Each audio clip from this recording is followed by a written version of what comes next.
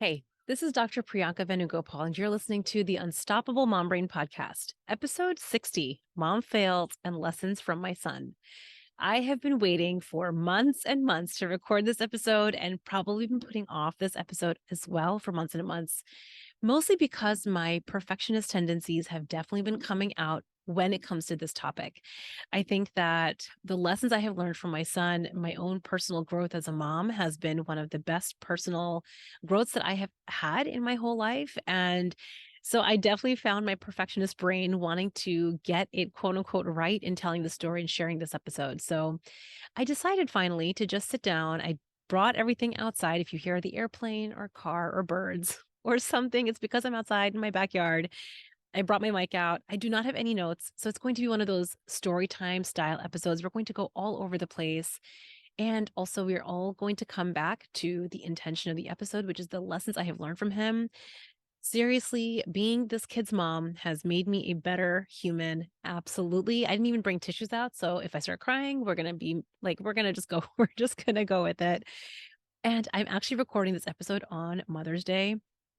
I told my husband that I wanted to sleep in. I wanted some coffee in bed, spend a little bit of time with the kids, but then I wanted him to just take them off and for me to just have the house to myself. And what's so interesting after spending the day on my own and really reflecting and journaling and just spending time with myself, I found myself really thinking about my kids. And especially on a day like today, on a day like Mother's Day, I was really thinking a lot about him and becoming a mom for the first time and the lessons I learned from him. So I decided finally that I was going to stop putting off this episode and I was going to just sit down and record it today. And it feels like a nice day to record it. Before I get into the episode, I want to make sure that you know that the Unstoppable Group, which is my 6 month coaching program for high achieving working moms, is officially open for enrollment. Spots are capped in this group to maintain its intimate nature. So here's what I want you to know about this group and what I want you to think about. If you are a high achiever, if you're a working mom, there are some common threads, some common obstacles that have gotten in your way. And to lose weight without a calculator, without counting points and calories, and to lose weight in a way that you can really maintain for the rest of your life is going to require you learning some new skills. It's going to require shattering some old beliefs, really unraveling your perfectionist tendencies. The anytime that you have found yourself procrastinating on something, like putting it off, maybe I'll start again tomorrow. These are things that we solve for in this group. So if it is something that you know you have been wanting, you've been wanting to reach your ideal weight, I don't want you to wait anymore because this is your one life. I want you to have it. I want you to know that it's possible for you.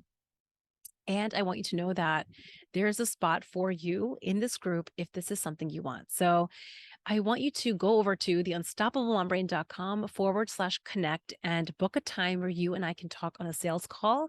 We will talk all about you. We're going to talk about everything you have ever tried, what's worked, what hasn't worked.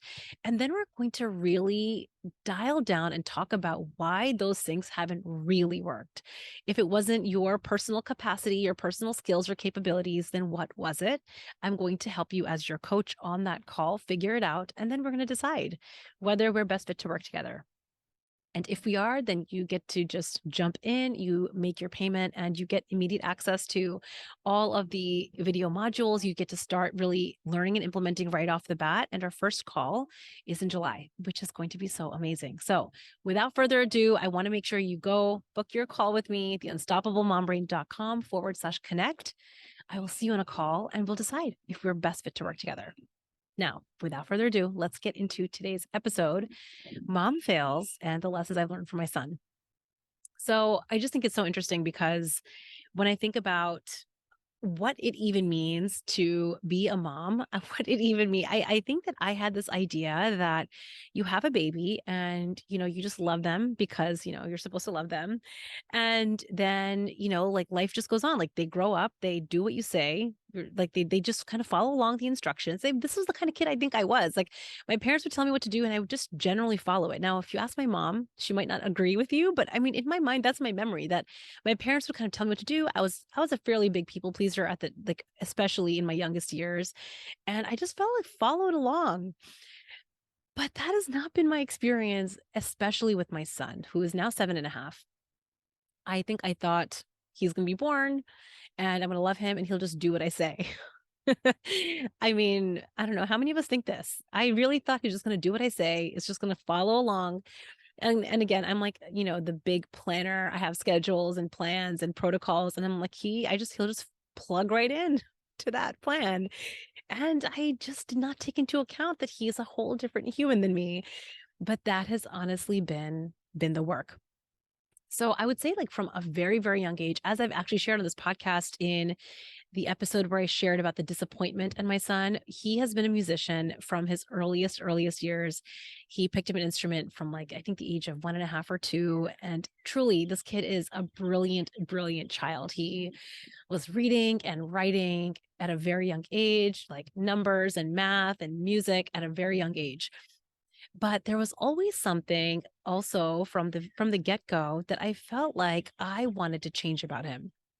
So despite me telling you that he's like this awesome musician and he was reading and writing and like hilarious, hilarious, hilarious kid, there was something about him that I wanted to change. And I that's what this episode is all about. I noticed, I think probably at like even 2 or 3 years old, he would be the kid when we would go to the playground or to a play date or a birthday party. He would kind of just be off by himself.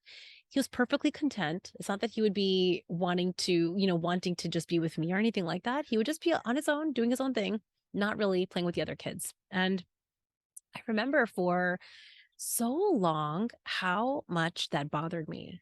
I felt like, maybe there was something wrong. Maybe he doesn't know how to socialize. Maybe I didn't, and I remember, I mean, I can say this now as a coach, and especially after having coached myself on this and being coached on this, that I was definitely projecting my own childhood experiences onto him. I remember when I was a kid, that was one of my biggest things was I felt left out a lot. I felt not included in the group. I felt different. I felt other. I felt like there was something that I didn't know how to do. Somehow all these other kids know how to socialize and I just didn't. And I remember one of my greatest fears for my son when he was 2, 3 years old was like, I don't want that to be his experience. Like I felt this, and this was coming at a from what I thought was love. I thought that, I love him so much.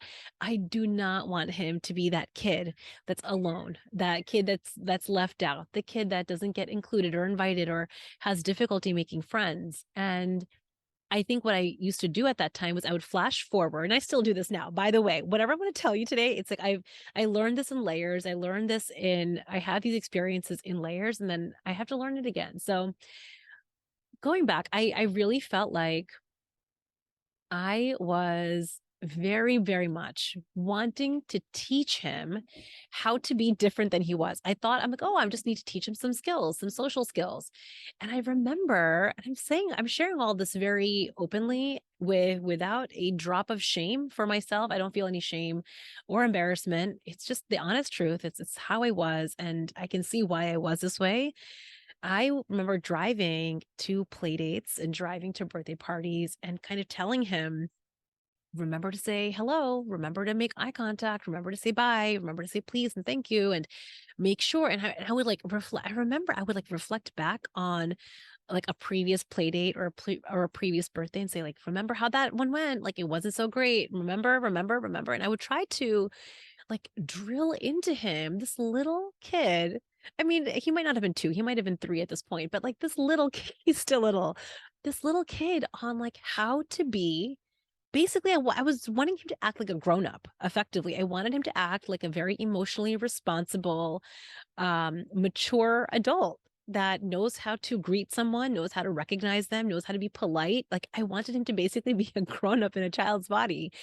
And I remember so many rides to play dates and birthdays where I had that kind of conversation. And I think that what that started to do for me personally as a mom was it started to really color my experience being his mom. So I have so many memories where just like laughing and joy. And again, as I told you, he's hilarious. He's the funniest kid ever. So passionate. So like just like everything. I mean, I could go on and on about him and all the things I love about him. But what I found was instead of me really focusing on those things, focusing on the things that I love about him, the things that I appreciate about him. I was always focusing on what I thought he needed, what I thought was missing, what I thought would help him with his like childhood experiences. And that really created some, for lack of a better word, some suffering.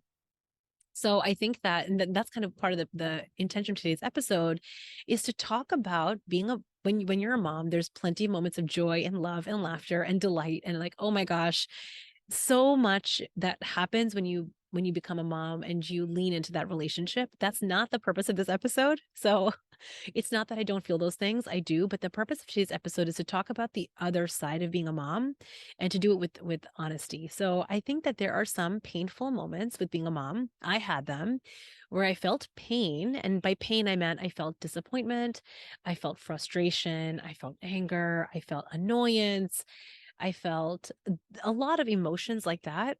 But then I added on, and I didn't know I was doing this at the time, this invisible layer of suffering. And so I would have an experience, and I'll share a couple of them with you, but I would have some experiences with him and I would feel an emotion like disappointment or annoyance or frustration.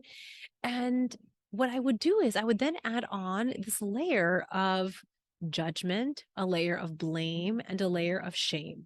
And that layer, I didn't realize that I was doing this at the time. It just felt kind of like I was just being a mom and I wanted to teach him the right way. But that added layer of judgment and shame and blame really added turned my what would have just been pain, it turned it into suffering. And I think that that's really the intention of today's episode, is learning that as moms we do have a certain way that we think our kids maybe should be. We think we know what's best for them, obviously because we're their moms, but I think sometimes with that, there can be this nuanced line we walk where that desire that we have for them turns into suffering. So that's really what happened for me. I would say I was probably about this was maybe about 4 years ago now, 4 years ago for sure, where I was living the life of an OBGYN, and I was practicing going to the hospital, doing deliveries, on call, really like a busy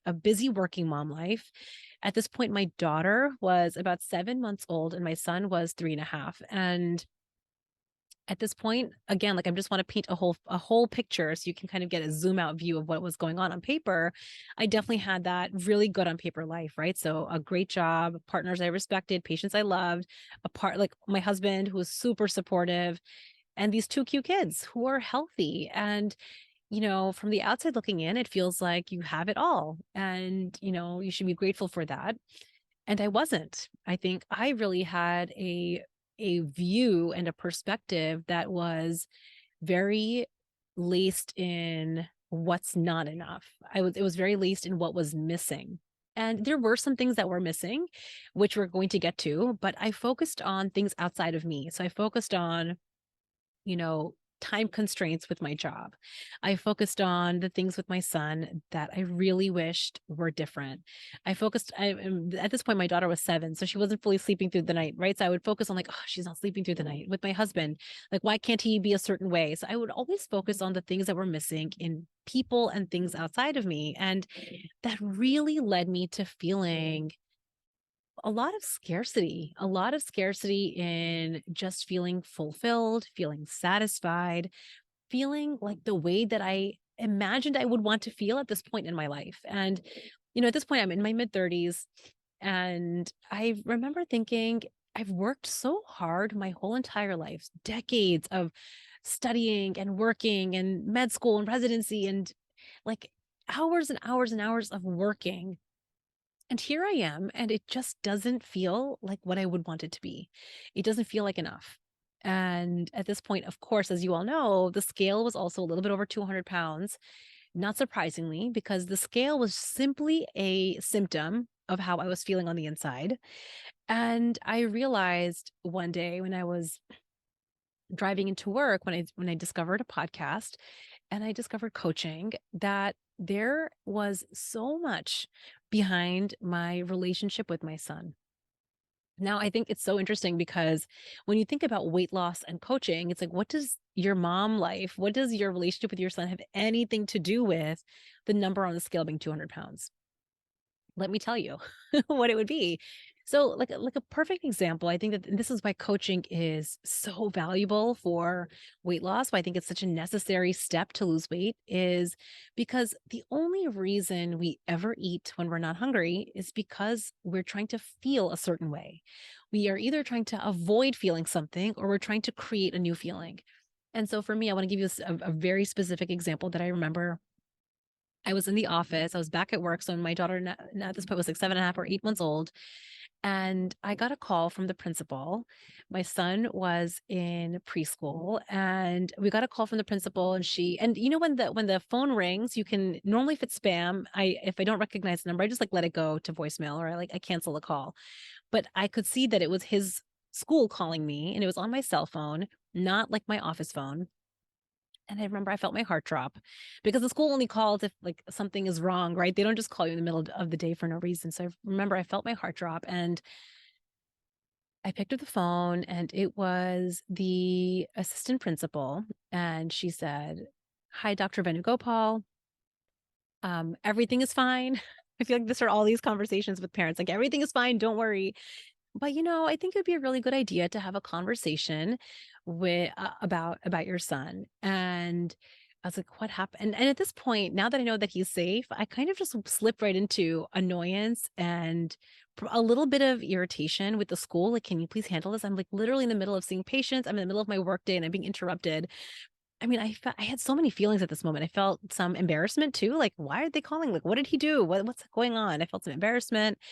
I think I felt some annoyance that I had to deal with this. I felt some relief, like, okay, he's safe. Like I had such a mix of emotions. And I remember even tears even came to my eyes when the principal called me because I felt like, oh my gosh, one more thing that I have to deal with. One more thing that I have to deal with. Now, I got through the rest of my day and this is the whole thing, right, with professional moms and working moms is you might get a call in the middle of your day about your kid, but at the end of the day, you're still at work. I mean, you're handling your work responsibilities. And can you guys hear that airplane? I'm sorry about that. So I noticed that I got through my day, I saw my patients, and I put on a brave face at the office to get through my day. But on the inside, I remember feeling overwhelmed. I remember feeling just a huge jumble of emotions like, great, there's one more thing that I have to fix, one more thing I have to solve, one more thing I have to figure out.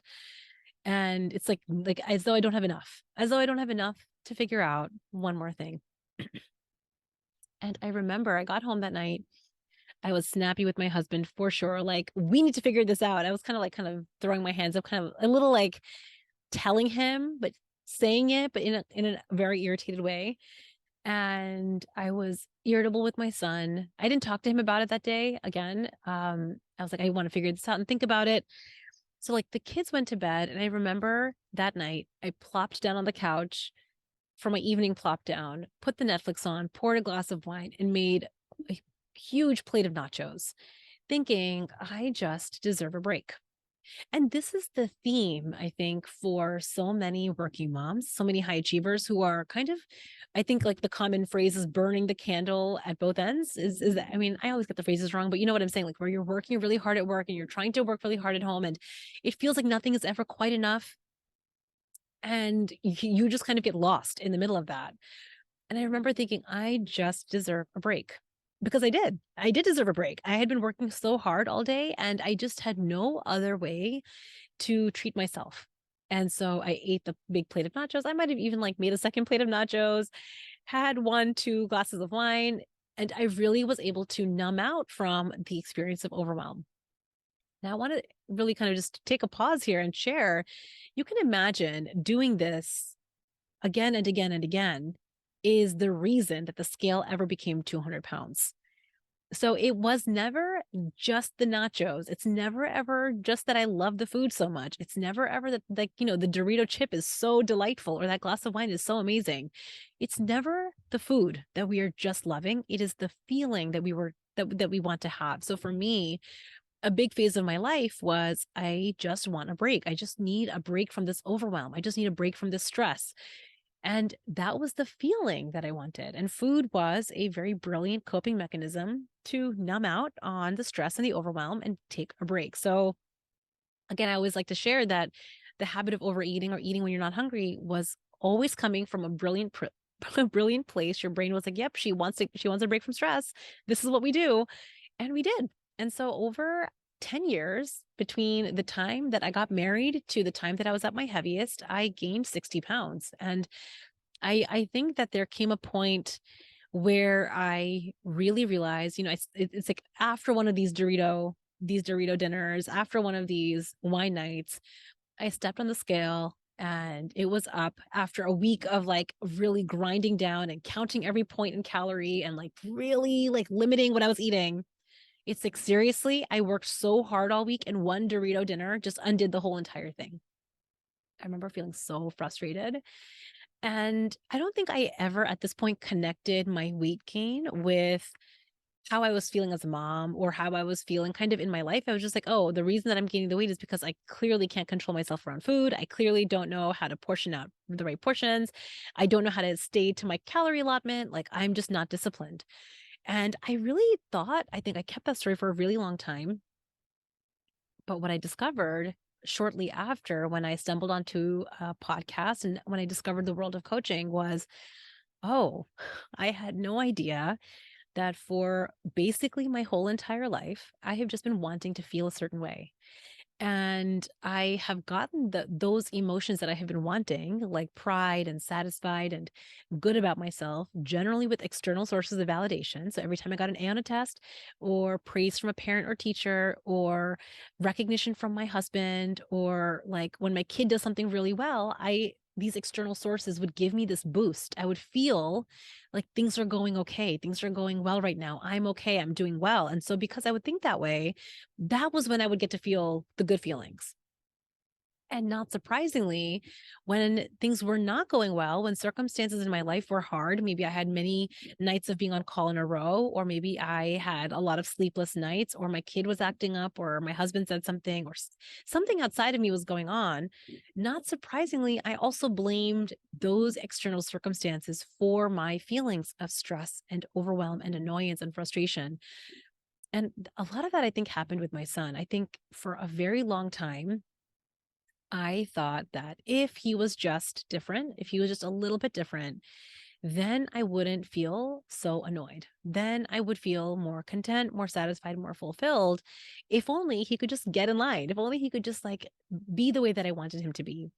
And, I feel a little sad now, but also I feel so grateful to that part of me that went through that experience because I kind of had to hit my version of rock bottom. Rock bottom, when I say rock bottom, I don't mean um like rock bottom in maybe the traditional sense, but my personal rock bottom where I just felt so like not great at all in this life that I was living. I kind of had to hit that point to even be open to challenging my life because that's what coaching was. Coaching started to become this opportunity for me to challenge it, but I wasn't getting to change anyone else, which was my whole way before. It meant I wasn't gonna change my son or my husband or my daughter or my time. I had to change myself. And this is why I share on this podcast very often. And the whole intention of this episode is I embarked on really a self-improvement journey where I decided at some point along the way that clearly me trying to change everyone else outside of me and everything outside of me is not working. I mean, if it would have worked, I guarantee you I would have done it by now. I know it would have worked if that was a solution. If me trying to change my kid, my partner, my time, if that was a solution, I'm pretty sure I would have figured this out. Turns out that I still feel dissatisfied, annoyed, and frustrated. And it turns out that I'm holding the feeling of satisfaction and fulfilled hostage. Every time my kid misbehaves, or every time my partner says something or something comes up at work, every time that happens, like all of a sudden, I don't get to feel satisfied and fulfilled, and I don't get to feel good. I think that it took me to that personal rock bottom where I realized, okay, maybe I'm the common denominator. And I say this, and I've also said this on consults before with some of my clients. When you find that there's a common theme that comes up again and again and again, when you find that a weight loss strategy has not worked again and again and again, when you find your plan has not worked again and again and again, you are the common denominator. And I don't say this from a place of going, and this is why I think this can be tricky because, again, what a lot of working moms will do, they'll go to judgment and shame and blaming themselves. What would it look like for us to step into, yes, I am the common denominator. And I wonder what it has been about the way I've been pursuing my life that's been creating this result for me. That was what I think coaching really started to shift. And what I started to learn, and it's so fascinating because as in coaching on weight loss, one of the first things that I got coached on was being a mom.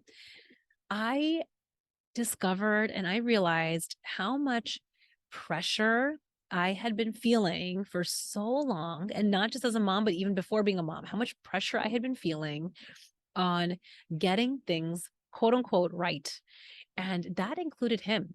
Like, as though this other human, I can just like, plug him into a program and out spits out like exactly the way that I want him to be. It's like I thought that if things were a certain way, then I wouldn't have to feel the pressure. And here was the best discovery for me. And it's part of what unraveled my own journey and what unraveled the lessons I've learned from him is there are absolutely things that he says or does that I don't like, that I don't even approve of, that I absolutely disapprove of. But what I've learned is that by really coming into the relationship with him from a critical lens, coming into it, believing that there's something about him that's wrong, something about him that needs to be fixed, it really colored the texture of our relationship. It like really, like if you think back about the story of me, like in the car with him and me trying to tell him and teach him and convince him, say please, say thank you, be polite, it's like none of it was sinking in. None of it was sinking in for him. And when I really take that to the next step, I wasn't modeling it to him. In fact, I was modeling a form of rejection, right? I was actually not seeing him for who he was. I kept trying to change him into being someone that he really wasn't. And I kind of think back on that time as, and of course he's never said these words because I don't think he would know to say these words, but I think that he didn't feel fully seen by me, and I'm his mom.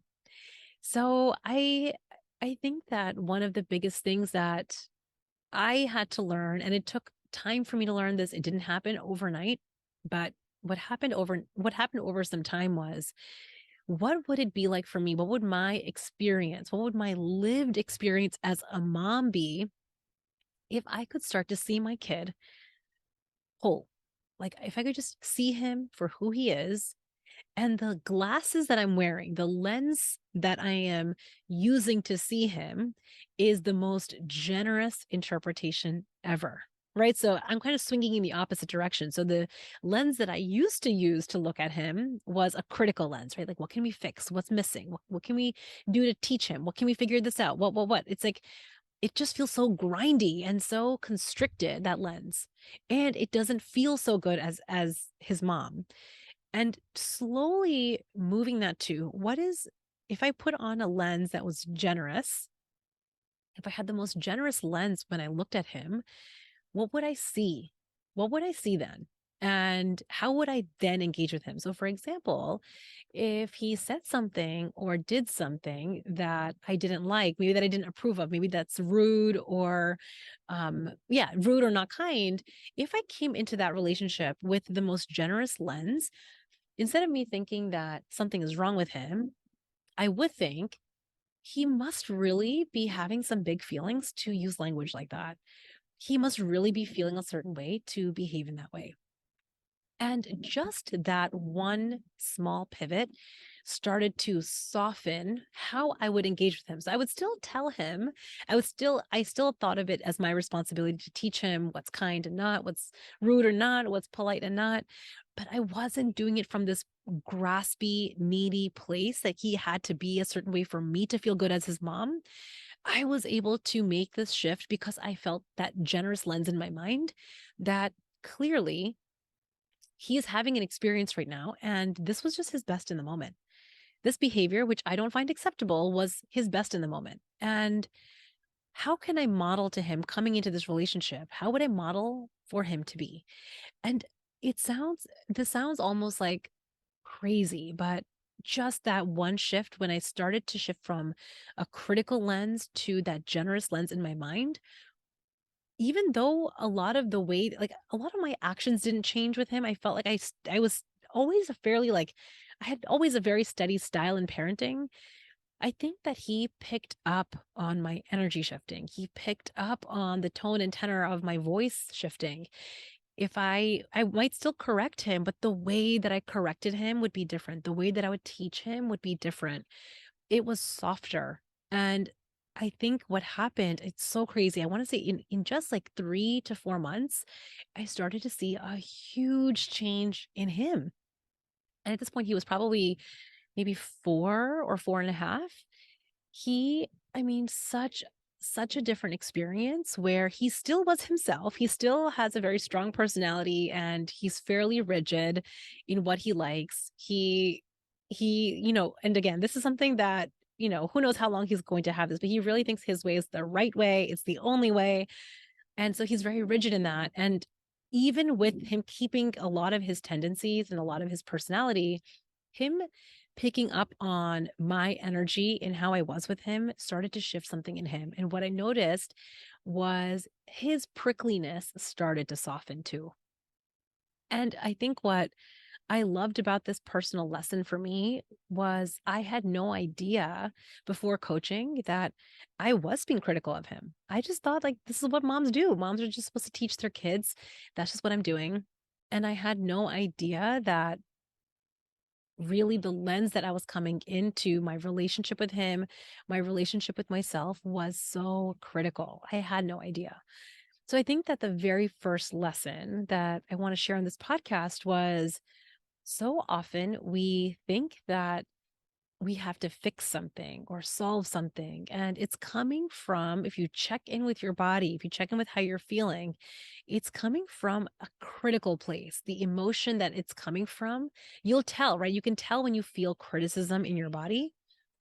And what would it feel like to just gently, slowly shift that to a generous lens? So you still want to come into the relationship with your kid, you still want to teach them, but you're not coming from a place of criticism. You're seeing them truly as this whole human. And I love how Dr. Becky Kennedy, she's the author of Good Inside. If you're a parent, you must go read this book. So good.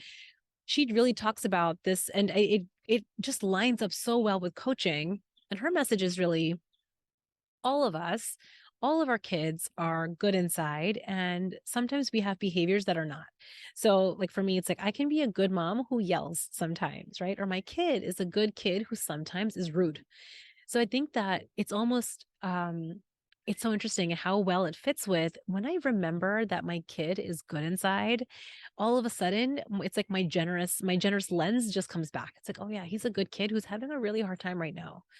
And I think that this kind of takes me to the next lesson, which I think was a more painful in some ways lesson, because as I said, when he was 4.5, things started to improve. He started to um, soften, like something in his whole body demeanor relaxed a little bit. And I think he started to feel like he was really being seen more by me. I really think about how I'm as his mom, his place that's supposed to be his one safe place. Maybe he felt criticized a lot and not seen. And I could feel the shift for him. So I want to say when he was like 4.5, when we started to see the shift in him, I started to think, this is it, solved it. Solved it, one and done. We're good now. Like, kind of like one of these, we wrapped this one up with a bow. And then COVID happened, and then, he was out of school for quite a while. And my son, as I was sharing, he's very all or nothing. He's quite rigid, and transitions are super, super hard for him. So we had another big shift for him when he had to go back to school in first grade. It was a big transition for him. He had a whole lot of separation anxiety with us. He didn't want to go to school, and it was almost like, it's not that his behavior repeated or anything like that, but he definitely went through a really difficult time. And what I've noticed is whenever my son is going through a difficult time, I started going through a difficult time, right? It kind of snaps back to, as moms, we just want our kids to be okay. We want to know that they're safe, that they're secure, that they're going to be okay, they're going to thrive. And if there's any hint that that's not going to happen, then immediately, right, worry and overwhelm, and we need to fix it, and we feel terrible, comes back in the mix. So this was the point that I had to learn my next lesson, which was how to not go to the land of suffering, how I could feel pain and not go to the land of suffering. And what this means is he definitely had a tough time transitioning back to first grade. And I felt bad for him. I felt sad for him. I felt like I wanted to put this bubble around him. I wanted him to have that like happy go back to school experience. And that wasn't what was happening for him. How many of you are familiar where you have that feeling about something happening in your life? There's a real circumstance where you're you're facing something, your kid is facing something, and you feel sad, you feel worried, you feel nervous, maybe you have some doubt, right? Some flavor of an emotion that literally no human wants to feel. And what we do so often, I know because I did this, is I added on this optional, I call it this invisible layer that we are just not aware of. And I wasn't aware of it until I got coached on it, around all of the should thoughts that I was layering on top. So if I was feeling worried and stressed and really sad, that I shouldn't be feeling this way. I shouldn't have to deal with this. I should have figured this out by now. Or I thought we had already figured this out, and here we have to figure it all out all over again. Or, how come he has to struggle with this? How come other kids aren't struggling? Like I added on all of these layers of really resisting the reality that was. And I think that this is where coaching is literally what unlocked so much power for me. I share very often that my clients are confident women, right? So I was a very confident physician. I was even very confident as a mom. I felt very confident in different areas of my life. But when certain circumstances came up, I felt powerless in them. Let me just say that again. I think of high achieving working moms as confident women, but what would happen is I would feel powerless in certain situations. I felt like I didn't have control over what was happening at school or how my son was reacting to it, and so I added on this optional layer of suffering. And I think that this was the second lesson I had to learn, and I had to learn it this way, and it's something that I keep having to kind of learn in different layers again and again, but that there are going to be challenging moments for my son, especially given his personality, some of his tendencies. Sometimes, his rigid behavior, some of his just natural personality traits will lead him to have challenging moments. Maybe he won't get invited to a play date. Maybe he doesn't get invited to a birthday party. Maybe, he has a hard time with the transition. Maybe someone says something to him at school. There are going to be so many of these moments. And I can now really see, and I'm not saying that this is easy. This is something that is messy, and I'm going to keep learning it. And it is seriously one of the best things that I could have ever learned, is that I can feel a whole range of emotions, and I can drop the optional resistance. I can really accept that this is what it is. I'm not saying I love it. I'm not saying I approve of it, but I think what I finally realized is I can accept it. I might not love it, but I can accept it. So I think that what that lesson did for me, and it took coaching, it took really me being vulnerable and honest in my thoughts about my role as his mom and what I wanted for him. But that was really such an important lesson for me to learn, was that I might feel pain sometimes. Seeing your kid not get invited to something, or, seeing your kid struggle with something, or seeing them sad. and upset, I know the tendency of wanting to put a bubble around them. But what I've also learned is that putting the bubble around them is not helpful. It's not helping them. It's actually not teaching them the skills that they'll need one day to navigate the world. If I keep trying to put bubbles around him, if I keep trying to like get him, if I keep trying to like really manipulate every situation around him, then he's never going to learn the skills. And so it's been hard, but also really beautiful for me to see that sometimes he's going to feel sad and upset, and sometimes I'm going to feel sad and upset, and know that he's going to get through it. I'm going to get through it, and we are going to be okay on the other side.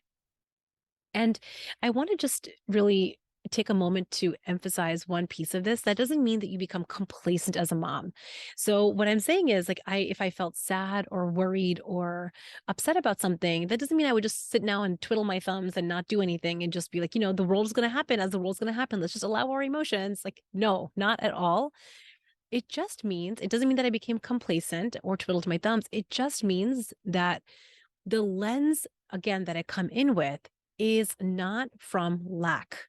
It's not from suffering. It's not from um, a place where the quality of my problem solving would not have been really great. And what I mean by that is when I was adding on layers of suffering, so if I felt sad or worried, and then I added on a layer of my invisible layer of it shouldn't be this way. I can't believe it's like this. Like there we go again. And I would feel this urgency to fix him, fix it, fix the problem. I found number one that I would be ruminating a lot, dwelling a lot, second guessing a lot, researching a lot. Like I found I would spend a lot of my time and my energy and my bandwidth in thinking, in like trying to figure out this best solution rather than really pausing, noticing that I had this sadness, I had this worry, and he's clearly having an emotional experience in his transition as well, to really step back without that optional layer and decide on purpose, who do I want to be given that this is the situation right now? I think that I have to fix it, I have to solve it. It's like we don't pause long enough to ask, okay, this is a really challenging situation. This is a challenging transition. I'm feeling a lot of big things right now. Now what? Now what? Who do I want to be on purpose? What kind of mom do I want to be on purpose? And the best part about this was when I started asking myself that question, what I didn't realize was going to happen kind of as a secondary effect is I got to model to him how to handle challenging situations. I think that, and this is something that again, it's going to take months and years. I'm planting the seeds now and I'm going to keep watering them and hope that they grow, but that we can have really challenging circumstances in our life. We can have really challenging things come up. We can feel sad and disappointed and worried and angry and embarrassed and lonely and left out. And despite having all of that, we get to choose how we want to show up. And again, I'm not saying that this is a perfect practice. I am by no means a perfect mom, which leads me to the third lesson, and the final lesson that I really have learned from my son. And I can't wait to keep learning lessons because I'm his mom, is this idea of being a better mom, being the perfect mom. I think that for so long, I have really hung my hat on, this high achiever role, the A pluses and doing well and being a good physician and really like a lot of these external places that I found myself measuring myself from. The third place is I used to think of his behavior as a reflection of me being a good enough mom, a perfect mom, right? If my kid says please and thank you and is friends with all the kids in the neighborhood, if my kid is invited to all the birthday parties and is on all the sports team, then then I'm like doing my job and I'm a good mom then. Versus if my kid is not behaving well all the time, if he's not on all the sports teams, if he's not friends with all the kids, or if he gets left out of things, that must mean that I am somehow not a good mom. And I didn't realize I was doing this for a really long time because I never used to identify as a perfectionist. I very much definitely have some of those tendencies, but I realized, and the lesson I learned is me and him are two totally separate humans. And we share a very special connection because I'm his mom and he's my son. And there's a love there that just no matter what will never ever change. But also, we are two separate humans. And I think that that really allowed me to take a load off. It means that he might have a tough moment. He might, say something or do something that I don't approve of. And it's not a reflection of me as his mom. I have to say that that lesson has been a lesson that I've had to learn multiple times, which means I learned that lesson and then, new life circumstances will happen and I'll question all of it and I'll, have to kind of go through this process again and I'll have to learn it again. And I think that that's the piece of really what I'm sharing on this podcast is my relationship with my son. Me being his mom has been messy growth for me. It has not been perfect. I have made so many mistakes. And I think that I don't live in them anymore. I used to really live in them. Like, I wish I had done it differently. I can't believe I did that. I feel so sad that I did it that way. But rather, I think what's so much more powerful and so much more impactful is that I have given myself the grace and the opportunity to learn from every single mistake.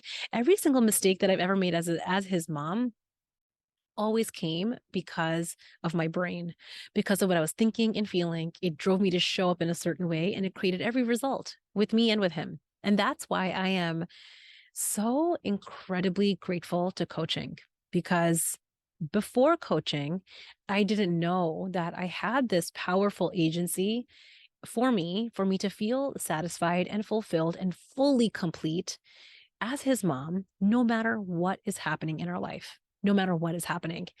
I feel like coaching has released me from mom guilt, from the concept of mom fails, like all of that. I don't even, um, think of it as ever having a mom fail or ever think of it as a moment to feel guilty about because simply because I know as his mom I love him so much and I'm trying my absolute best.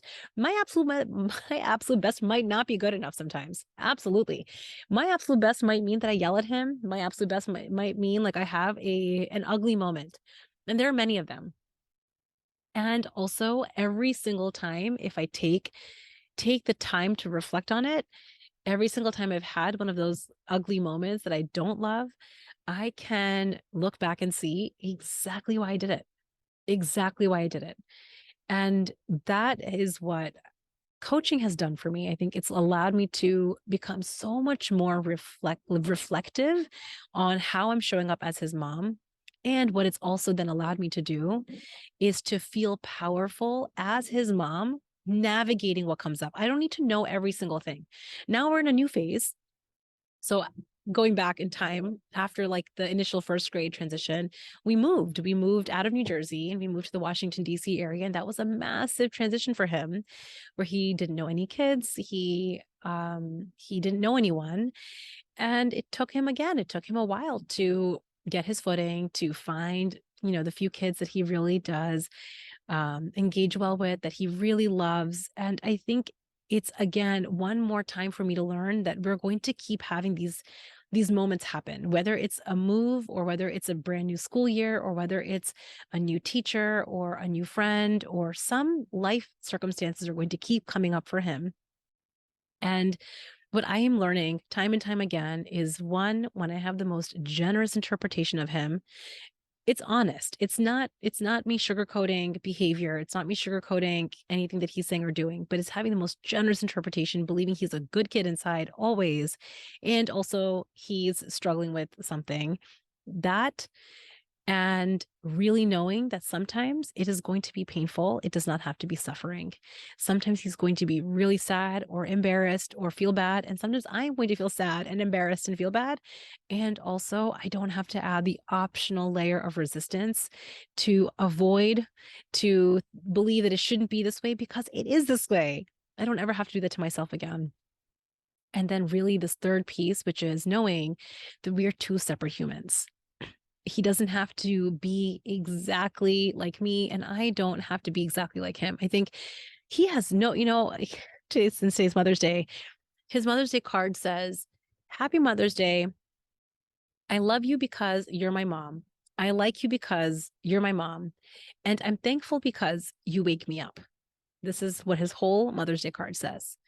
Because, and listen, I love this. He has no idea. As a 7.5-year-old, he has literally, I don't think, maybe some parts of his like subconscious, like the deepest recesses of his brain might know. He has no idea as his mom how much I think about him, how much I love him, how much I have really tried to Jenga block his life to make it smoother and to make it better. He has no idea about the years that I spent doing that or the years that I spent really in my own self-discovery simply because of him. He has no idea. And here's what I've realized today when I got this Mother's Day card from him that says, I'm thankful. What am I thankful for? That you wake me up. I was like, I love that. I love it. I don't want him. He doesn't need to know how much I do for him. Like I would love it if he's grateful and if he appreciates me, of course. But I feel I recognize myself enough to know. And I feel like this whole podcast episode is an ode to me recognizing myself, which is what I want all of you to do. I want all working moms to know this is possible for you. Because I have been appreciating myself and recognizing myself in this journey, because I can see and learn from every mistake I have ever made in the past without any guilt. And because I am pretty sure I'm going to make multiple more mistakes coming up and know that I will have my back through them. I won't shame myself, guilt myself, criticize myself or him, because we're both going to make many, many, many mistakes coming up. Just that, I can appreciate and recognize myself for this work. I don't even need him to, which, as a kid, if he does, awesome. I think of that as like the cherry on top of the cake. And also, like, I am in charge of the cake. I am the baker of the cake, not him. And I feel like I could go on and on this topic because this has opened up so much for me. I think that really unraveling a lot of my thoughts and my personal paradigms around being a mom actually forced me to unpack a lot of my personal thoughts about myself. And not surprisingly, when I started to really get coached on my mom life, on my mom brain, a lot of my thoughts and perspectives on being a mom, when I started to resolve some of those, when I started to feel lighter as his mom, he did not have to change. The 4-year-old did not have to change for me to start feeling better. Not surprisingly, I started losing all of the weight with so much more ease. I lost over 60 pounds, and my kid is still my kid. He still does so many of the same shenanigans. He still has the same very passionate, all or nothing, rigid personality. And he doesn't have to change for me to know how to recognize myself and treat myself and be with myself, even in those moments that are painful. I don't have to go to the plate of nachos anymore. I mean, do I sometimes eat Dorito dinner? Yes, absolutely. I was telling my clients in the group a few weeks ago, and this is so important, I think, for all of us to know that you will hit your ideal weight, your natural weight that you want to be at. And that doesn't mean that you eat perfectly always. Like I still do Dorito dinner every now and then. It's not a big deal because I know how to catch myself right after. I just catch it. It's not a big deal. We move right on. It's like just a moot point. The difference now, though, is I don't need to do Dorito dinner night after night after night. I might do a Dorito dinner every now and then, and it's just not a big deal. And the reason that it feels so much easier to have lost the weight because of coaching, and again, really, maybe this is almost like this lessons from my son is almost also a letter to how coaching was an integral piece of weight loss, because I had to really feel better, feel more powerful in my mind, no matter what is happening in my life. Can you think about how often we hold off on reaching our goal weight until we think life needs to get easier? Like when our work gets better, when our kids are more behaved, when our partner, gives us permission, when we have more time, when I'm done with vacation, we think like somehow life has to get easier for us to have time to lose weight. And this is the lie. This is just a procrastination tactic that our high achiever brains are going to keep clinging to. It's just not true. The real truth is that your kid is going to be your kid and they're going to keep doing kid things. Your work is still going to be your work. You're going to have vacations or not vacations. Your partner is going to be your partner. These things are just going to keep happening. And what would it feel like? What would it be like if you could discover how to feel more powerful in your life with nothing outside of you changing? That's the real work. I think that that is what it takes. It is truly a personal shift for you in how you experience your life. But the best news is when you do this, it colors into everything. Now I love this so much, especially I wish I could almost kind of go back and talk to my younger self, because that younger part of me, that the one that I was telling you about at the beginning of today's episode, that felt left out and didn't belong and felt a little awkward, and I didn't want that for my son. So I'm like trying to make my son, get along with everybody. I'm like, wait a second, like we don't have to do that anymore. You think about how much better our life would feel if we didn't like force our kids to be a very certain specific way. Like my kid doesn't have to be friends with every single kid in his class. It's okay. Okay, he doesn't even have to like all of them. The one rule I do have, I mean, just between you and me, the one rule I do have is you can't be rude, you can't be mean, and also you don't have to like everyone. So we're working on that. This is actually like the newest phase that we're in. My son is very he takes things very deeply. He's very deeply. So if somebody ever says something to him, if somebody ever like, now in second grade, curse words are really big things. If somebody says a curse word to him, or they say something that like, he feels bad about, he kind of marks them as a foe. Like that's a foe. And it takes so long for him to, sometimes the person just stays a foe. And so my work with him on this topic has been not to force him to make people his friends. Like, how do you make somebody a foe into a friend? I'm like, you don't have to. They're a foe, they're a foe. But at the same time, is it okay to not like someone and also not be mean to them? He does not know the difference. For him, when he sees a foe, when he sees someone that maybe said something once to him months ago, he like really took that he really took to heart. He does not know how to separate the two. And so that's my work with him now. This is really layer by layer. One of the best things that I have done for myself was to invest in coaching, was to invest in my brain, was to know that this is my one life as his mom. And it's so amazing that my husband actually said, this is about a year ago now, my husband said that coaching has changed the trajectory of our family. It's changed everything for all of us, because it's changed because I changed as one human who's a core piece of the family. Then our whole dynamic in our family changed. It means how my kids are now. They've changed and the trajectory of their life changes. So I think of coaching as really healing generational paradigms, generational traumas that we've been passed along. Like if you really think about how you were parented, it's often what's filtered into your own parenting, how you were parented. You were parented in a way that was the best at the time. And also now we have so much more that we can be aware of. We're sitting here listening to podcasts. Like this was just not a thing when I was growing up, but it's a thing now. And so I just want to invite all of you to think about what you want your lived experience to be as a mom, what you want your lived experience just to be as a human.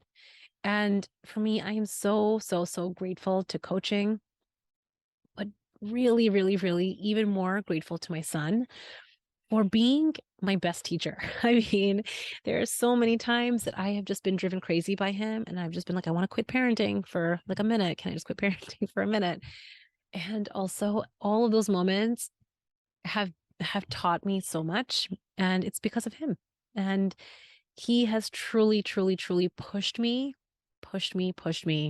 so much. And in the moment, it has felt hard at times. And I'm so grateful to it. I'm so grateful to it.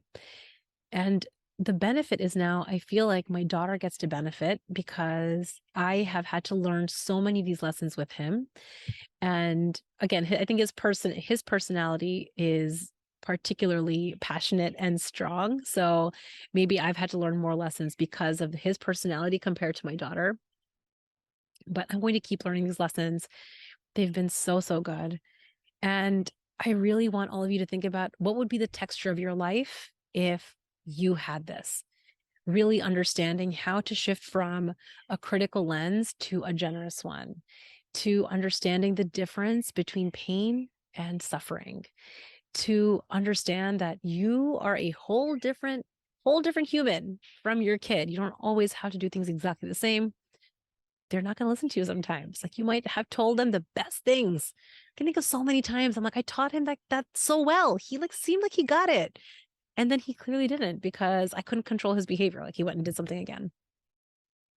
I feel like there's so many lessons. And I know that it's going to stay messy until it's not. And I'm here for it. I love it so much. I hope you all enjoy this episode. I have been really thinking about how to tell the story. There's so many, I mean, I feel like this episode could go on for hours and hours and hours. And, I will, of course, be sharing real life lessons, which is what I do on this podcast with all of you as they happen in real time. But I felt like these were the biggest core lessons that I learned that changed everything for me as a mom.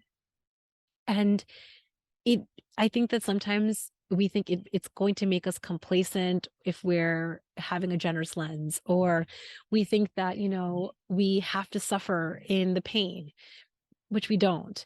Or we think that, just because we said something and if the kid was respectful, then they would just listen to what we have to say. Like, no, they're just a whole different human. So my point is that these lessons have been so important for me simply because they changed the texture of my lived experience and absolutely changed how I lost weight.